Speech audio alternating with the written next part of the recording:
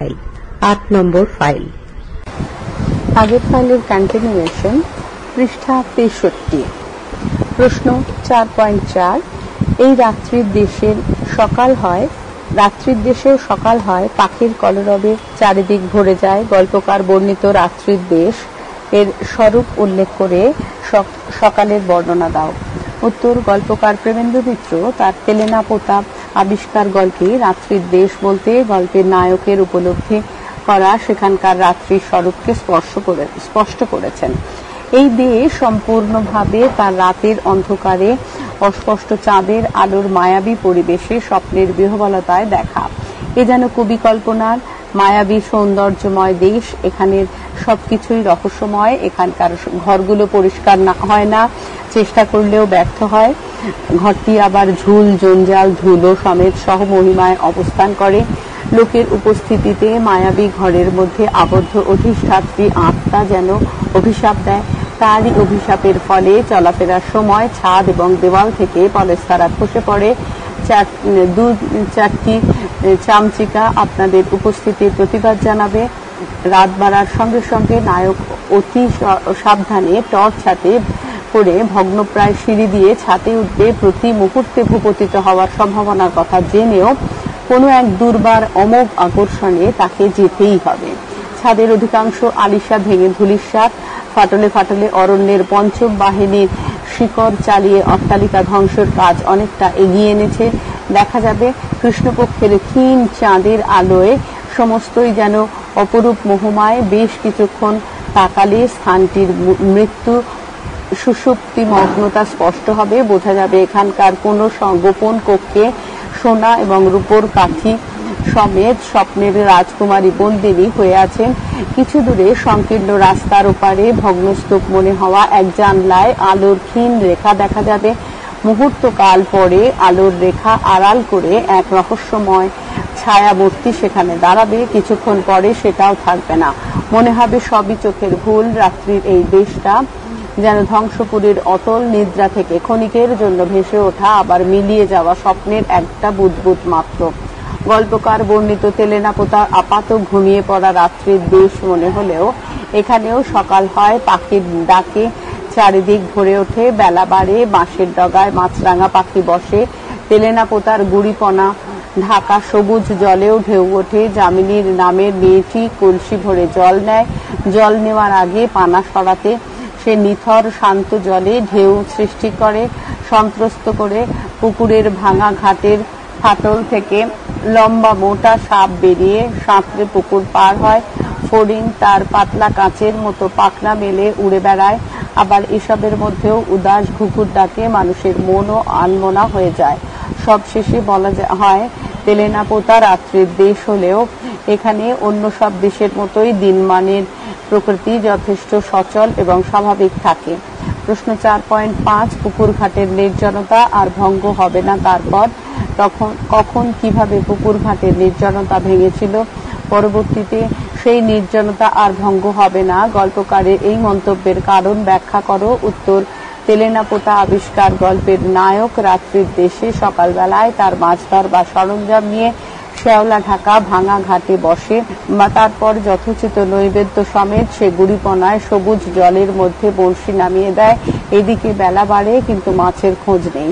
অথচ কিছু দূরে এক মাছরাঙা পাখি অনায়াসে ওই পুকুরের মধ্যে থেকে মাছ শিকার করে। হয়তো মাছ ধরতে অক্ষম এই নায়ককে দুর্বোধ্য ভাষায় বিদ্রূপ করতেও ছাড়ে না। এর মাঝে ভাঙা ঘাটের ফাটল থেকে সাপ বেরিয়ে সাঁতরে পুকুর পাড়ি দেয়। এমন পরিবেশে নায়ক চরিত্রটি আরো অভিনিবেশ সহকারে পুকুরে নামিয়ে দেওয়া ফাতনার দিকে নজর রাখে। দুটো ফড়িং পাতলা দিয়ে কাঁচের মতন পাখনা নেড়ে সেই পাতনার উপর বসবার চেষ্টা করবে। থেকে থেকে উদাস ঘুঘু পাখির ডাকবে, আর সেই ডাকে সেও উদাস আনমনা হয়ে পড়বে। প্রাকৃতিক এই পরিবেশের মধ্যে একলা নায়ক কেবলমাত্র মাছ ধরার কাজেই তার সমস্ত মন প্রাণ ঢেলে দিয়ে বসে থাকবে। অথচ কোনো একটা মুহূর্তে আনমনা হয়ে পড়ার ফাঁকে কখনো যে ফাতনা ডুবে গেছে সে খেয়ালই করবে না। অকস্মাৎ জলের শব্দে চমক ভাঙবে, নিথর জলে ঢেউ দেখা দেবে, তার দোলানিতে ফাতনাও দুলবে। অদূরে একটি মেয়ের কলসে জল ভরার দৃশ্য দেখা যাবে। সেই মেয়েটিও দেখবে, আবার মেয়েটিও কোনো আড়ষ্ট ভাবে আক্রান্ত না হয়ে সোজাসুজি নায়কের দিকে ও তার ফাতনা লক্ষ্য করবে। তারপর হঠাৎ তার কথায় চমকে উঠতে হবে। বিহ্বলতা কাটিয়ে শোনা যাবে তার কণ্ঠ। সে বড়শিতে টান দিতে বলবে। এভাবেই পুকুর ঘাটের এতক্ষণের নির্জনতা এক শান্ত, মধুর এবং গম্ভীর কণ্ঠের ধ্বনিতে ভেঙে গিয়েছিল। রাত্রির দেশে সকাল হলেও লোক সমাগম কম, দু একজন ছাড়া অন্য কেউ নেই বললেই চলে। তাদের মধ্যে যামিনী একমাত্র পুকুরে আসার মানুষ। নায়কের বন্ধুরা আসবে না। চারদিকে তাই গভীর নির্জন। পাখির ডাক শোনা গেলেও তাতে কখনো মাছ ধরার অসুবিধা হয় না। মাছের আনাগোনায় কিংবা সাপের সাঁতার কাটায় জলে যে নড়াচড়া হয় তাতে জলের ঢেউ ওঠে না। লোকের কণ্ঠস্বরে চমক ভাঙবে না। অর্থাৎ যামিনী চলে যাওয়ার পর পুকুর ঘাটে আর কেউ আসবে না, আসাও সম্ভবপর নয় বলেই গল্পকার নির্দ্বিধায় সিদ্ধান্ত করেছেন পুকুর ঘাটের নির্জনতা আর ভঙ্গ হবে না। তারপর পৃষ্ঠা 64, প্রশ্ন 4.6। প্রত্যেকবার ফিরে আসবার সময় তার মুখ বেদনার ছায়া যেন আরো গভীর হয়ে উঠেছে মনে হবে। সেই সঙ্গে কেমন একটা অসহায় অস্থিরতা তার চোখে। উদ্দিষ্ট মানুষটি সম্পর্কে গল্পের নায়কের উপলব্ধির উল্লেখ করো। উত্তর, উদ্ধৃত বাক্যে যার কথা বলা হয়েছে সে হলো যামিনী, বিধবা মায়ের একমাত্র কন্যা।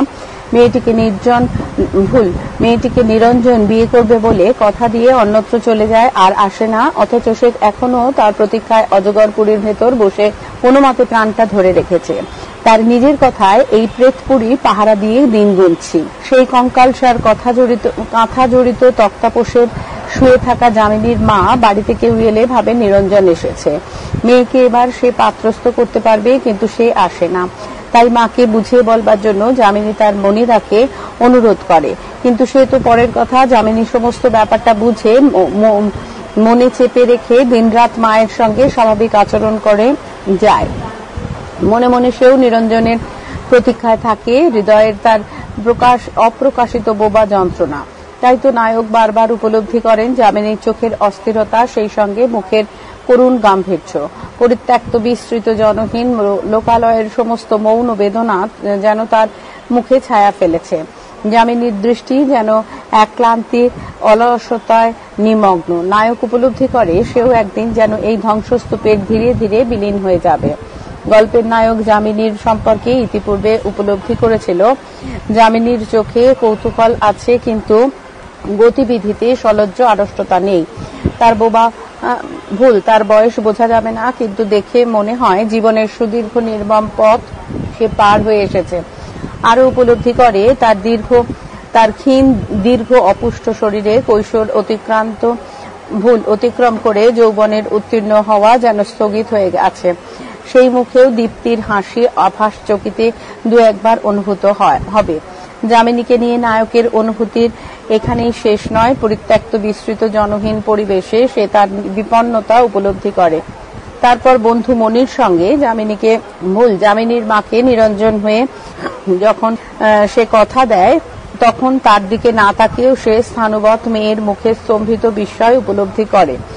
যামিনীর মাকে পরম স্বস্তি দিয়ে নায়ক যামিনীর ওপর দৃষ্টি ফেলে উপলব্ধি করে তার বাইরের কঠিন মুখোশের আড়ালে তার মধ্যেও কোথাও যেন কি ধীরে ধীরে গলে যাচ্ছে।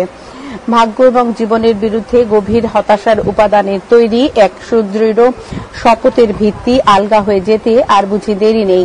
শেষ বেলায় নায়কের বলা বারবার তেলেনা পোতার মাছ কি ফাঁকি দিতে পারবে কথাটা যামিনীর ওপর কেমন প্রভাব ফেললো তাও সে উপলব্ধি করে।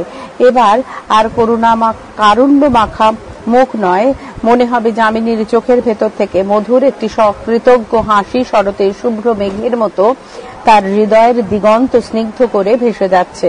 আর এই সব উপলব্ধি নিয়েই নায়ক শহরে ফিরে এসেও দীর্ঘদিন স্মরণে রাখবে। প্রশ্ন 4.7, আপনি যেন অনুভব করতে পারবেন আপনার কোন বিষয় অনুভূত হবে তা উল্লেখ করে এই অনুভবের কারণ ব্যাখ্যা করো।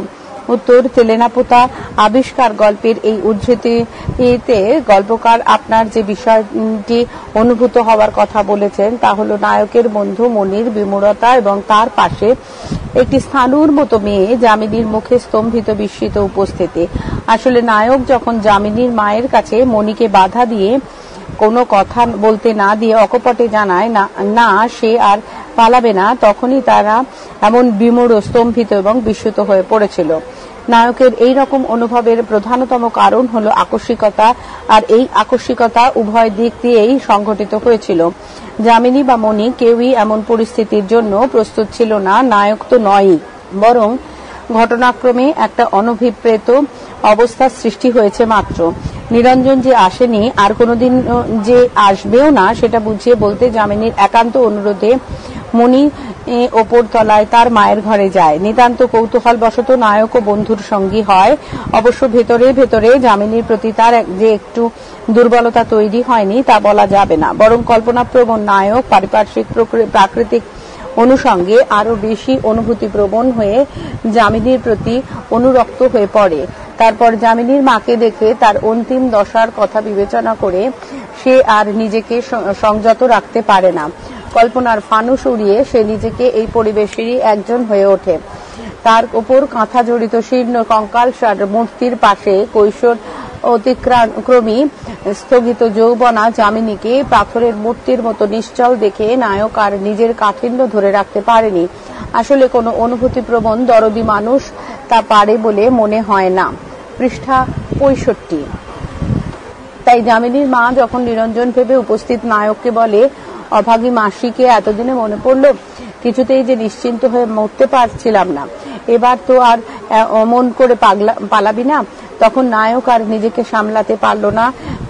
তার মনের মধ্যে কেউ যেন দুঃখিনী মায়ের দুঃখ মোচনের জন্য তাকেই দায়িত্ব দিল। তাই ভাবনার অবকাশ না রেখে মণিকে কথা বলতে না দিয়ে সেই বলে দিল, না মাসিমা, আর পালাবো না।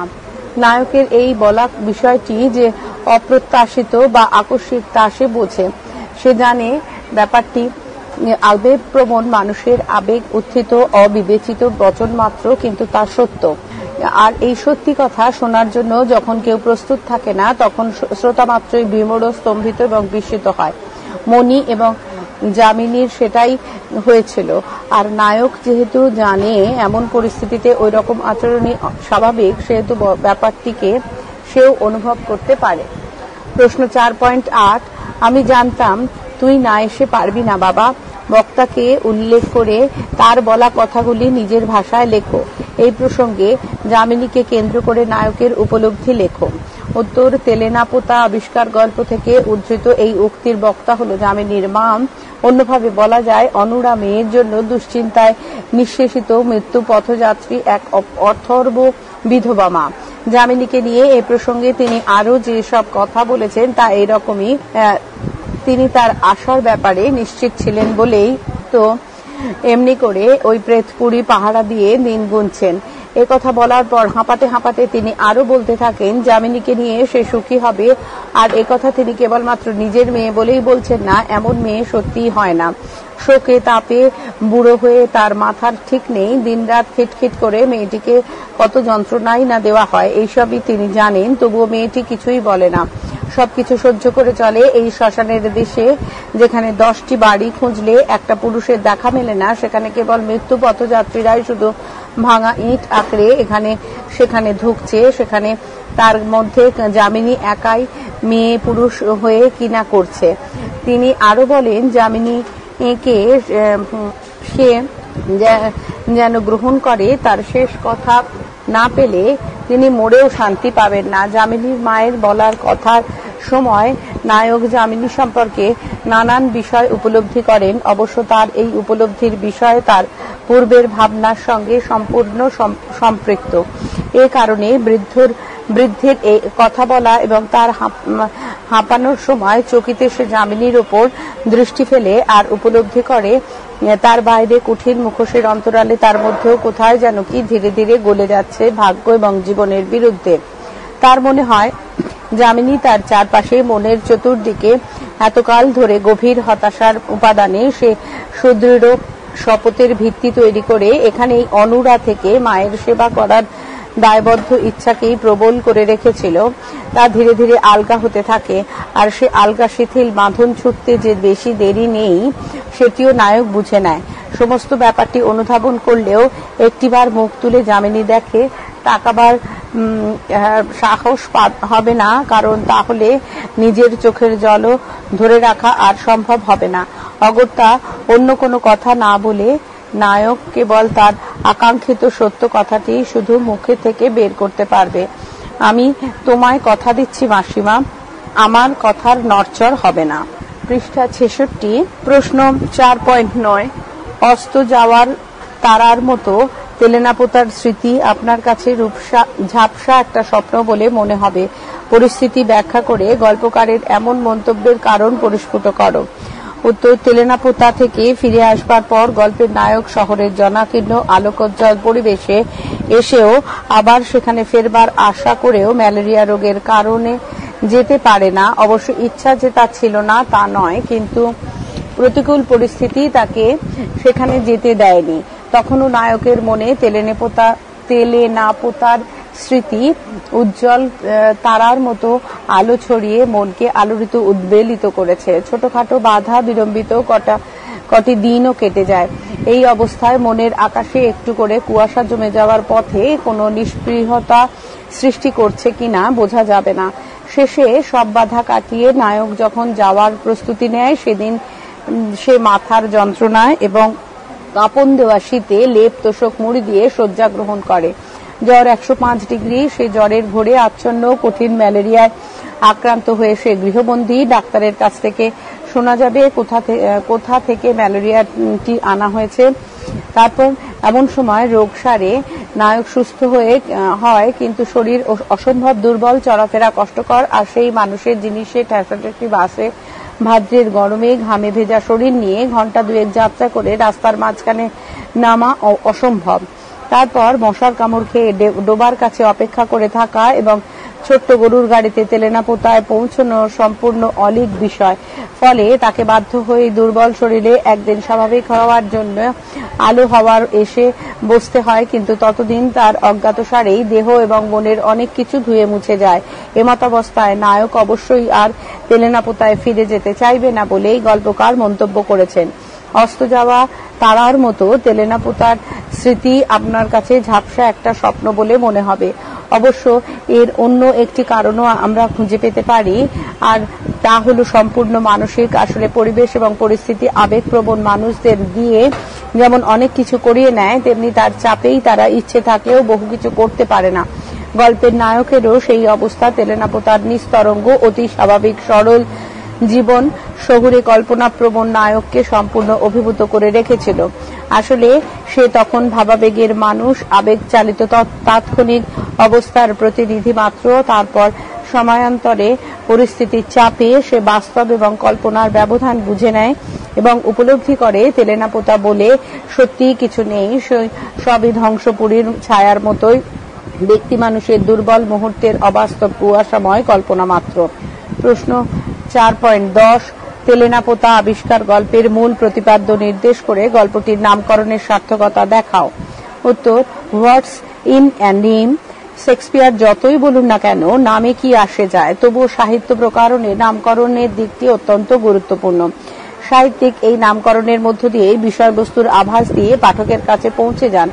অনেক সময় তার মনোগত অভিপ্রায়ও নামকরণের মাধ্যমে নিহিত থাকে। সাহিত্য প্রকরণের নামকরণের যেসব রীতি প্রচলিত আছে সেগুলিকে মোটামুটি 4টি শ্রেণীতে ভাগ করা যায়। 1. কাহিনীর প্রধান চরিত্রের নামানুসারে করা নামকরণ, যেমন বলাই খাজাঞ্চি বাবু। 2. ঘটনা কেন্দ্রিক বা বিষয়বস্তু অনুযায়ী করা নামকরণ, যেমন সম্পত্তির সমর্পণ হালদার গোষ্ঠী। 3. রূপকধর্মী নামকরণ, অচলায়তন, ডাকঘর, রেকর্ড, ফসিল ইত্যাদি। 4. ব্যঞ্জনাধর্মী নামকরণ, পয়োমুখম, তেলেনাপোতা আবিষ্কার, জীবিত, অমৃত ইত্যাদি। এবার দেখা যাক তেলেনাপোতা আবিষ্কার গল্পটি কোন প্রকরণ রীতি অনুযায়ী সার্থকতা পায়। তবে নামকরণের সার্থকতা দেখানোর আগে আমাদের বুঝে নিতে হবে গল্পের লেখক প্রতিটি মানব মনের ঠিক কোন দিকটি উন্মোচন করতে চেয়েছেন। সহজ কথায় তার মূল প্রতিপাদ্য কি, এক্ষেত্রে কোন রকম দ্বিধা না রেখে সচেতন রসিক পাঠক মাত্র উপলব্ধি করতে পারেন গল্পকার এখানে প্রতিটি মানব মনের মানস ভ্রমণ, মানস মুক্তি এবং বাস্তবতার আঘাতে তার রক্তাক্ত হয়ে ওঠার দিকটি নির্দেশ করেছেন। আর তা করতে গিয়ে গল্পকার গল্পের নায়কের মাধ্যমে নিজেকে নতুন ভাবনার অবকাশ দিয়েছেন। এর জন্য নায়ক শহর থেকে 30 মাইল দূরে এক গণ্ডগ্রামে পৌঁছয়। স্থানটি যেন অন্য গ্রহের, সেখানে প্রধান বৈশিষ্ট্য সারল্য। এখানকার পরিবেশ, মানুষ যেন তাকে স্বপ্নময় লোকে নিয়ে যায়। স্থানটির নায়কের কাছে অদৃষ্ট পূর্ব অথচ বাস্তব, ফলে এখানকার সবকিছুই তার কাছে অসাধারণ, নতুন এক আবিষ্কার। আর এই আবিষ্কার কোনো অজ্ঞাত অখ্যাত গণ্ডগ্রাম তেলেনাপোতা নয়, এ আসলে রোমান্টিক নায়কের আত্ম আবিষ্কার। তেলেনাপোতাকে বাংলার কোনো ভৌগোলিক সীমানার মধ্যে পাওয়া যাবে না। যেখানে এর অবস্থান তা হলো মানুষেরই অবচেতন মনের মণিকোঠায়। পৃষ্ঠা 67। আবিষ্কার শব্দের দুটি অর্থ ইংরাজি অভিধানে পাওয়া যায়। এক হচ্ছে ডিসকভারি এবং ইনোভেশন। ভুল, ইনভেনশন, INVENTION, ইনভেনশন। প্রথমটির অর্থ যা প্রত্যক্ষ আছে কিন্তু আজও সন্ধান মেলেনি তার খোঁজ, আর দ্বিতীয়টির অর্থ যা অপ্রত্যক্ষ তাকেই খুঁজে নেওয়া। তেলেনাপোতা অপ্রত্যক্ষ, তাই তাকে খোঁজ করার মধ্যে আছে ইনভেনশন এর বৈশিষ্ট্য। অপ্রত্যক্ষ সেই স্থানের আবিষ্কার কেবলমাত্র রসিক মানব প্রেমিকের পক্ষেই সম্ভব। গল্পকার সেই আবিষ্কারের পটভূমি তৈরি করে যা ছিল না তাকে মনের মধ্যে প্রত্যক্ষগোচর করে তুলেছেন। তাই গল্পটির নামকরণ আমাদের কাছে সার্বিক দিক দিয়েই ব্যঞ্জনাময়, অর্থের নিগূঢ় তাৎপর্যের সার্থক এবং যথার্থ শিল্পরসে মণ্ডিত। পৃষ্ঠা 67। প্রশ্ন 4.11। তেলেনাপোতা আবিষ্কার একটি সার্থক ছোট গল্প আলোচনা করো। উত্তর, যে কোনো ছোট গল্পের সার্থকতা নির্ভর করে কতগুলি আন্তর বৈশিষ্ট্যের উপর। গল্পের বৈশিষ্ট্য সম্পর্কে সমালোচকরা যেসব কথা বলেছেন তার নির্যাস নিয়ে ডক্টর ভূদেব চৌধুরী লিখেছেন, ছোট গল্পের উপাদান 3টি। 1. অপার বিস্তৃত রহস্য জটিল আধুনিক জীবনভূমি, যার প্রতি মুহূর্তে প্রতি বিন্দুতে অতলান্ত গভীরতা উপলব্ধি করা যায়। 2.